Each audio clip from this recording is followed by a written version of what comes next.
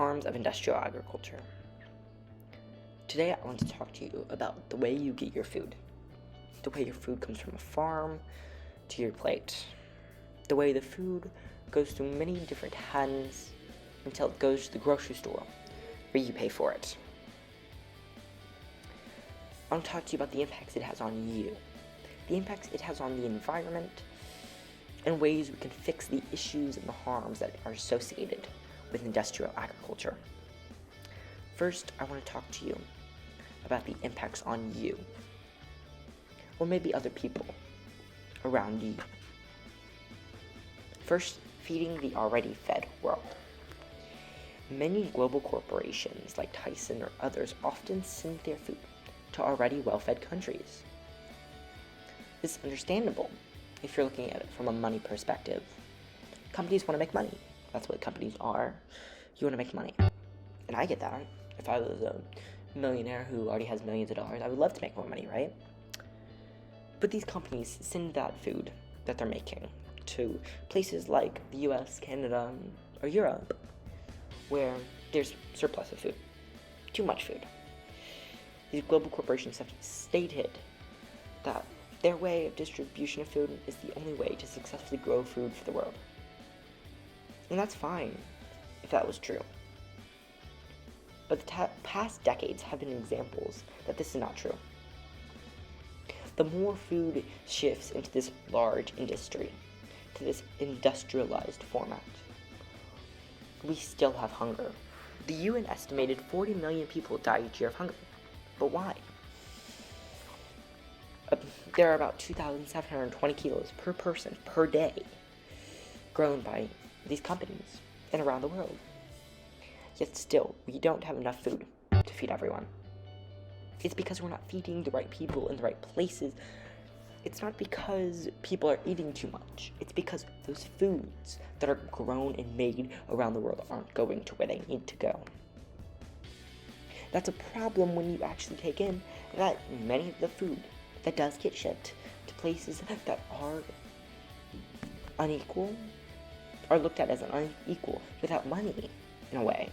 Where this food gets shipped, like Africa or other developing countries, we see that it often has disease, because that food's hard to sell in the US. But those foods aren't just going to those developing countries. Those diseased foods are coming to our plates. People have died here in the US because of these companies giving them bad food. Because they don't keep their factories clean. It's because they control the people who are supposed to make sure their factories are clean. They spread disease and they openly know it. That's wrong. And even when you do get good food, it's actually often bad for you. Because it's actually a lot of calories. More calories than your body can consume, and it has to end up storing that. Your body burns calories each day, but you're putting more than you burn. Getting weight. Obesity has been on the rise, but why? Because these companies give these chickens or cows extra food that is put with pesticides, or chemicals that are meant to make them fat. Just so you get extra food, so you are happy as a consumer, knowing that that is bad for you, because these companies, again, want to make money. Why is making money the only thing that matters? Why is the impact it has on everyone else not that good? Why is the impact it has on you not the most important thing for these companies? When it should be. But they don't care, right?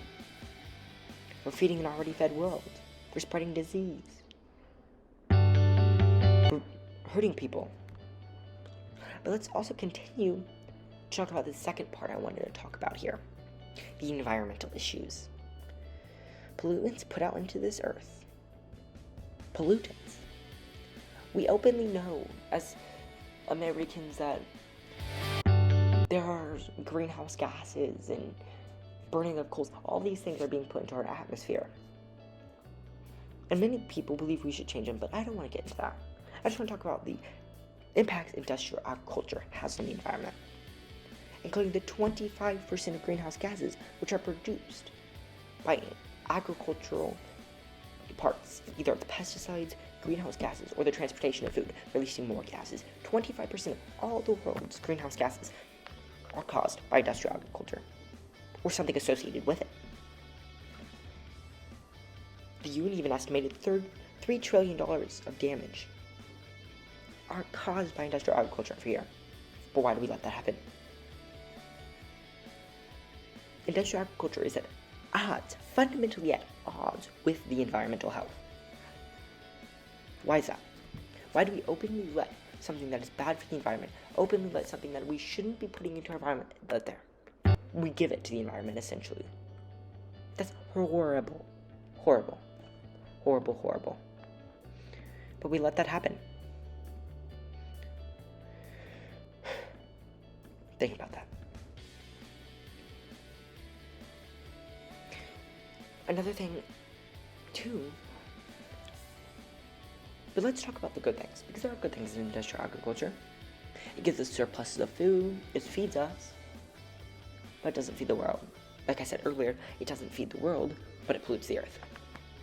In the early 20th century, when this transition, more like the 1960s, when this transition began into what we often know today as industrial agriculture, we see that it was started out as a good thing. It all started out with good intentions, like many things do. I can question what led us here today. I really could. But I'm going to focus on what could lead us to the future. There are many different solutions to each of the problems that are associated with industrial agriculture. But there are three major ones to me that I've listed. Obviously, one, the surplus of food sent to already well-fed countries. Two, the unsafety and how bad the food can be for you.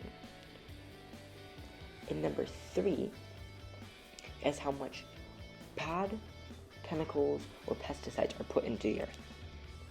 Those are the three things I think if we could change.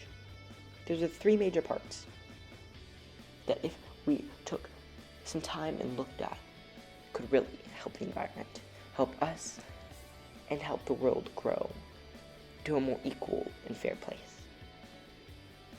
I propose a legislative bill that would have three major parts that would address each of the three major issues with industrial agriculture. 1. More intense testing on food. These companies often control a lot of the actual regulatory bodies. And that is bad because these companies don't have to test their food as much. The food they send places aren't good. These companies are incentivized to not clean their factories.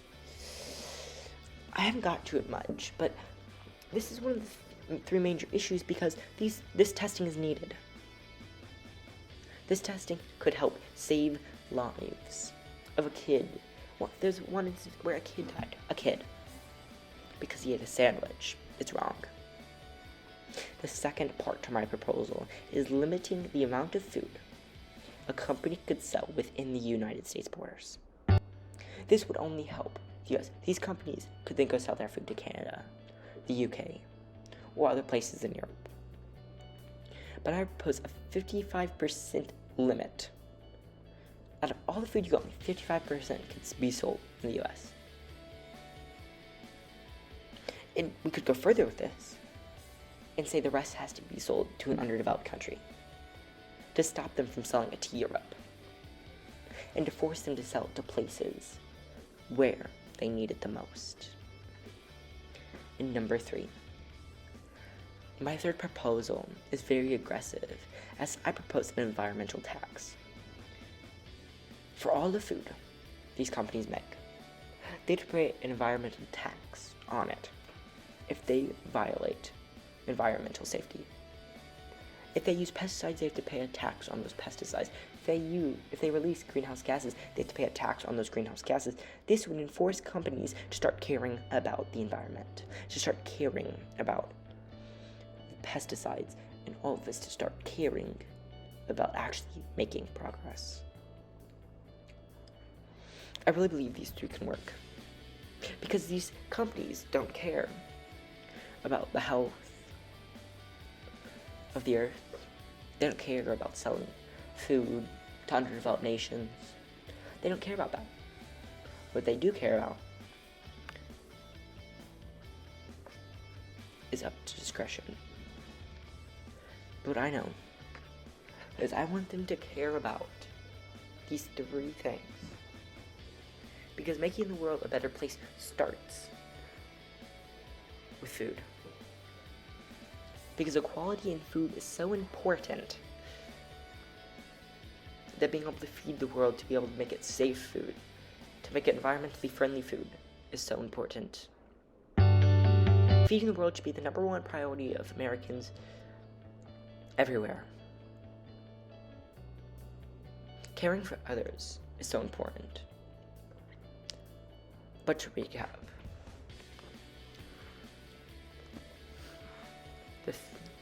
there are many issues with industrial agriculture.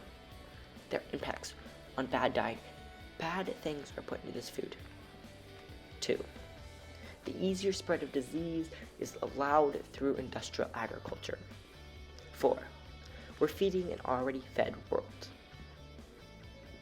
5, pollutants and greenhouse gases are put into here. Those are 5 problems. My 3 solutions: more intense testing, limiting the amount of product you can sell inside the US, and environmental tax could help make industrial agriculture more sustainable and make it better for you, me, and people around the world. This is important because the food you eat, the food you get on your plate, isn't just cooked and ate. It's pesticides, it's greenhouse gases. It's feeding you because why not? Putting all this food in grocery stores where surplus of food is already, instead of sending it to underdeveloped nations, pushing inequality and pushing hunger. Fixing this is simple. It's caring.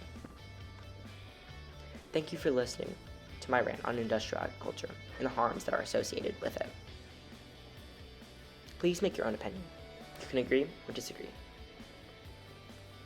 But I do, indeed, truly believe industrial agriculture is an issue and that every person can help. Thank you for listening to the harms of industrial agriculture.